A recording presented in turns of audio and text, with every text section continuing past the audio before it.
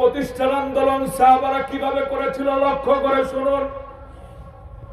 আল্লাহর নবীর সাহাবী হযরত মুসআব ইবনে উমাইর মক্কার সম্ভ্রান্ত পরিবারের একজন প্রভাবশালী যুবক ছিল। বাবার অঢাল সম্পদ, ছোট্টবেলায় বাবা মারা গিয়েছে, তার অঢাল সম্পদ হযরত মুসআব ইবনে উমাইরের জন্য রেখে গিয়েছে। মায়ের কাছে যখন যেটা চাই মা হযরত মুসআবকে তখন সেটাই দেয়। আল্লাহর নবীর সাহাবী হযরত মুসআব ইবনে উমাইর এতটাই স্মার্ট আর বিলাসী যুবক ছিল, যেই পোশাক সকালে পরিধান করেছে সন্ধ্যায় আর সেই পোশাক পরিধান করে নাই। একবার যেই পোশাক পরিধান করেছে দ্বিতীয়বার আর সেই পোশাক পরিধান করে নাই। হযরত মুসআব ইবনে উমাইর যেই ঘোড়াটা ব্যবহার করত মক্কার বুকে সবচাইতে দামি ঘোড়া সেটাই ছিল।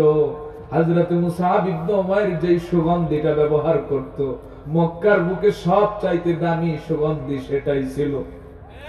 হযরত মুসআব ইবনে উমাইর যে রাস্তা দিয়ে হেঁটে যেত মানুষের বুঝতে মোটেও কষ্ট হতো না। যে রাস্তা দিয়ে মুসআব ইবনে উমাইর হেঁটে গিয়েছেন এতটা স্মার্ট আর বিলাসী যুবক ছিল। আজও আমাদের সমাজে এই ধরনের কিছু স্মার্ট যুবক আছে না নাই?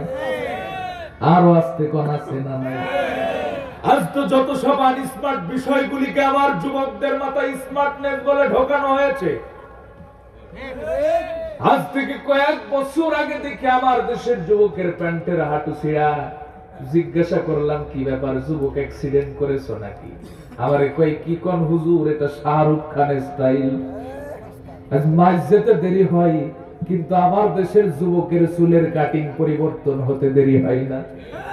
জানুয়ারি মাসে শাহরুখ খান, ফেব্রুয়ারি মাসে সালমান খান, মার্চে যে সাকিব খান, এপ্রিলে যে ও নিজেই খান। যে ওর না আমার মায়েদের বোনেদের মাথায় আর বুকে থাকার দরকার ছিল সে ওর নাচ আমার যুবকদের গলায় পেঁচায় যুবকদেরকে বোঝানো হলো এটাই নাকি স্মার্টনেস।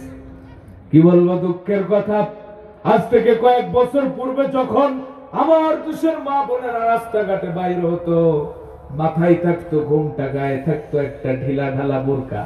আর এখন আমার দেশের মা বোনেরা রাস্তাঘাটে বাইর হয় মাথায় কোনো ঘোমটা নাই, গায়েও কোনো বোরকা নাই, ওড়না একটা গরুর দড়ির মতো পেঁচায় কাঁধের দুই সাইড দিয়ে ছেড়ে দেয়। মাঝে মাঝে দেখলে মনে হয় ওর নদী গিয়েছে যমুনায় আর ও ব্রিজ দিয়েছে আমাদের ঝিনে দেয়। আর এখন তো আমার মা বোনেদেরকে জাতির সামনে আরো উলঙ্গ ভাবে উপস্থাপন করার জন্য মোড়ে মোড়ে বিউটি পার্লারের ব্যবস্থা করা হয়েছে নাকি এলাকায় নাই?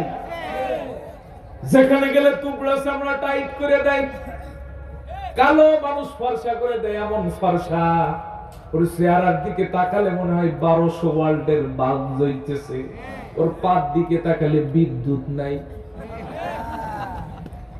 নাকে মুখে ঠোঁটে কোপে এমন সোনোয়ার লিপস্টিক ও সকিনা দেখলে মনে হয় নায়িকা শাবানা। 60 বছরের বুড়ি যায় আর 16 বছরের ছুরি হয়ে বাইর হয়। আওয়াজ তুলে বলুন কথা ঠিক কিনা ভাই? আল্লাহ বললেন করনা ফি বুয়ুতিকুন্না ওয়ালা তাবাররাজনা তাবাররুজাল জাহিলিয়াতিল উলা, তোমরা জাহেলি যুগের নারীদের মতো বেপরদায় চলাফেরা করো না।